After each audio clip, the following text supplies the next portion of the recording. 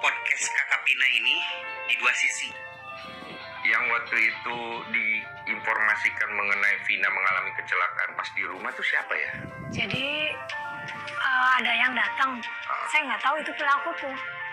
Jadi yang ngasih tahu tuh pelakunya. Ini Markona si kakaknya Vina ini lucu nih, lucu. Peggy Setiawan udah keluar, terus dia sekarang baru bilang dia tahu ciri-ciri 3 DPO dan dia sekarang mau ngebantu biar 3 DPO-nya ketangkep. Kalau harus dikasih kesaksian, dia rela buat ngasih kesaksian. Udah telat. Kemarin Peggy Setiawan ditangkap, lu kemana aja? Kembali lagi bersama saya di seputar artis.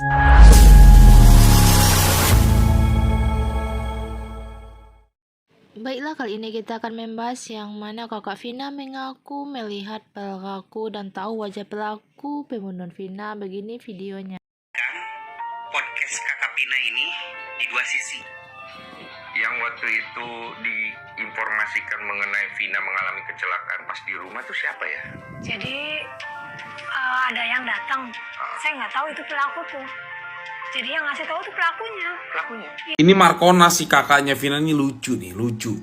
Peggy Setiawan udah keluar, terus dia sekarang baru bilang dia tahu ciri-ciri 3 DPO dan dia sekarang mau ngebantu biar 3 DPO-nya ketangkep. Kalau harus dikasih kesaksian, dia rela buat ngasih kesaksian. Udah telat. Kemarin Peggy Setiawan ditangkap, lu kemana aja? Lu kenapa nggak ngomong? Kalau emang dari awal lu tahu 3 DPO-nya ciri-cirinya, lu jelasin dong. Jangan sampai ada Peggy Setiawan yang ketangkep kayak gini, Markona. Udah kenyang, makan uang banyak ya. Dari film, dari mana gue juga gak ngerti. Apa dari keluarganya Peggy Peron juga dapet kali sekarang. Gue banyak baca, netizen tuh udah gak banyak lagi simpati sama keluarganya dia. Malah sekarang itu masyarakat tuh banyak yang pro sama Peggy Setiawan dibandingkan sama Markona ini.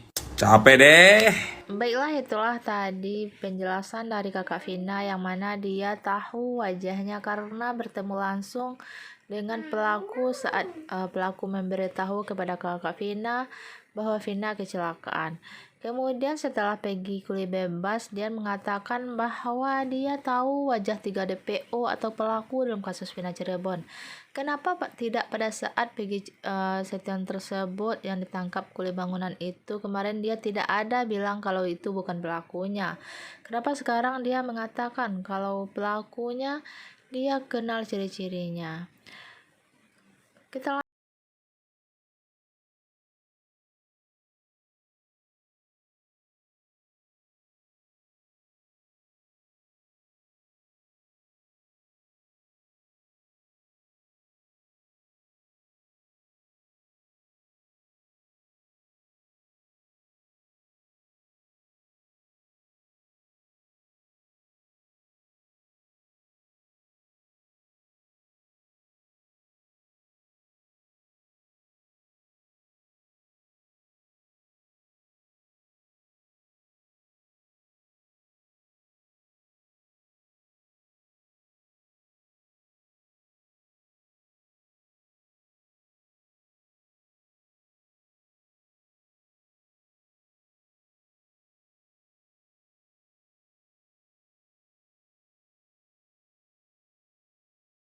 itu adalah hak di setiap orang mempunyai pola pikir seperti apa tentang Kang Deddy Mulyadi.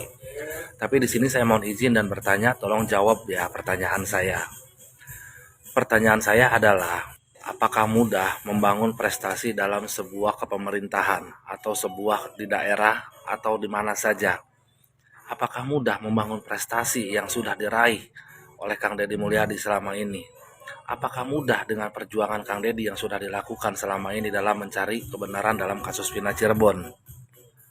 Apa Kang Deddy mau mengorbankan segala prestasi dan hal-hal baik yang sudah diraih olehnya? Tentu aja itu bukan suatu hal yang mudah yang bisa dilakukan oleh semua orang. Pertanyaan saya, apakah Kang Deddy mau mengorbankan semua itu hanya untuk membela Peggy Setiawan atau anaknya Kang Cecep yang berada di Cianjur? Apakah mau dia berkorban segala prestasinya dan hal-hal baik yang sudah dilakukan hanya untuk membela dan menutup-nutupi kasus yang sekarang sedang berjalan atau menutup-nutupi hasil tes DNA? Itu pertanyaan saya. Coba, jangan pakai emosi, tahan emosinya. Ya, hilangkan rasa sakit hati atau penyakit hati kalian, gunakan rasa kebijakan yang ada dalam diri kalian untuk menyampaikan segala komentar.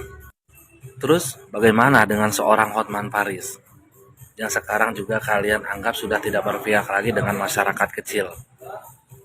Apakah mudah menjadi seorang Hotman Paris di mana dia sudah pernah berjasa pada masyarakat Indonesia walaupun tidak keseluruhan, tapi dia sudah pernah membela ya, di mana masyarakat kecil membutuhkan seorang pengacara. Apakah rela seorang Hotman Paris mengorbankan segala prestasinya demi menutup-nutupi kasus Pina Cirebon? Tolong jawab. Ya. Lantas bagaimana seorang Peggy Setiawan yang bekerja sebagai tukang kuli bangunan itu bisa bebas tanpa perannya seorang Hotman Paris yang mengajak 64 pengacara untuk membantu membebaskan Peggy Setiawan sampai akhirnya cepat diproses dan cepat bebas? Mohon maaf, di sini saya tidak mengurangi rasa hormat saya kepada Bapak Tony Setiawan sebagai selaku pengacaranya Peggy Setiawan. Kalau hanya kehadiran Bapak Tony Setiawan, saya yakin, sekali lagi saya tidak menghilangkan segala perjuangan yang sudah dilakukan oleh Pak Tony Setiawan, tidak. Pertanyaannya, apakah Peggy Setiawan akan bebas ya tanpa 64 pengacara yang sudah diarahkan oleh Bapak Hotman Paris? Oke, paham ya? Tapi yakin Akang sendiri sebenarnya bukan pelakunya ya? Saya yakin.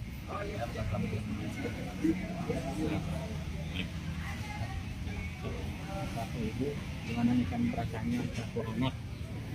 Gimana bu? Di sini Bu agak nyamping Bu. Gimana bu, anaknya kan kemarin sempat dituduh-tuduh jadi pelaku bahkan jadi PJ alias terong nih, gimana nih bu? Sangat sedih sekali kan karena kan ini anak kan nggak tahu masalah pembunuhan Vina, masalah yang lain. Bapaknya bapak paling tua. Tapi kalau kemarin tuh sempat diambil darah untuk tes DNA juga ya? Kenapa? Diambil darah untuk melakukan tes DNA. Ya. Hasilnya udah Alhamdulillah positif bahwa PG anak kandung saya. Anak ibu berapa selain PJ? 2. Oh, gitu. Ibu meyakini anak ibu bukan pelakunya? Yakin. Kenapa? udah lega lah Ibu ya setelah menjalani tes DNA. Ya. Dengan ibu siapa bu? Ibu siapa namanya? Elisna. Elisna. Penuh nih bu.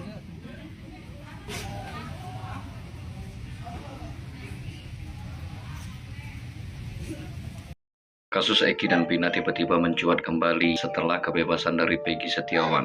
Saya ngebaca struktur analisa dari salah satu orang yang memang menurut saya itu analisanya ini hampir 70% lah ya. Saya tidak bisa mengatakan ini 100% analisanya benar atau tidak. Nama Instagramnya itu Mas Wandes. Dia menganalisanya benar-benar rapi. Dia ingin banget para followersnya itu mengetahui bahwasannya tali benang merahnya itu begini loh. Jadi ketika seseorang menganalisa sesuatu, dia itu harus paham dulu dengan yang namanya benang merahnya. Karena mereka tidak akan sembarangan dong menganalisa hal tersebut gitu ya. Nah, Mas Wandes ini dia menganalisanya itu runtutannya dari mulai awal kejadian, terus Facebook siapa saja yang aktif, lalu dia melihat beberapa orang yang mungkin sekarang ini adalah terduga ya. Saya belum bisa membilang bahwasannya mereka ini tersangka.